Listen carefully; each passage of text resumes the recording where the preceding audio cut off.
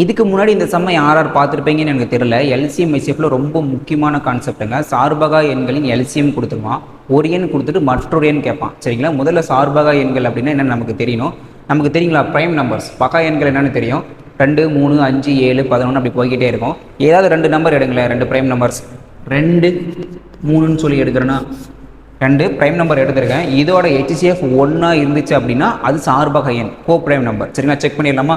பார்த்தீங்க அப்படின்னா common factor எதுவுமே இல்லை, ஸோ 1 தான். இதோட ஹெச்எஃப் 1 தான். இது பார்த்தீங்க அப்படின்னா கோ ப்ரைம் நம்பர், சார்பகா எண்கள். சார்பகா எண்கள் அப்படின்னா என்னென்னு தெரிஞ்சிருச்சு. இப்போ அப்படியே சம்முக்கு வந்துருங்க. இரு சார்பகா எண்களின் எல்சிஎம் கொடுத்துருக்கான். ஏதாவது இரு சார்பகா எண்கள் இப்போ தானே பார்த்தோமே, 2, 3 எடுங்களேன்.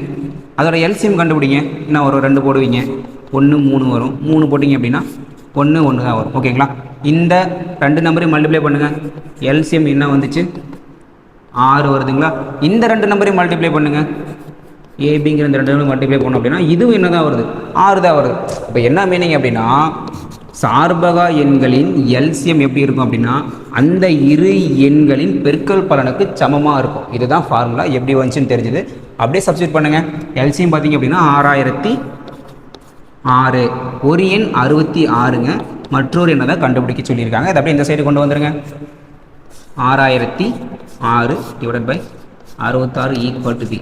16 இப்போ கேன்சல் பண்ணிங்க அப்படின்னா 6 டைம்ஸ் வரும். 5 11 55, பேலன்ஸ் 5, 4 11 44, பேலன்ஸ் 6, 6 11 66. திரும்பவும் 6 டேபிளில் கேன்சல் பண்ணிங்க அப்படின்னா 91 வரும். சரிங்களா, அந்த மற்றொரு எண் 91ன்னு சொல்லி கண்டுபிடிச்சிட்டோம்.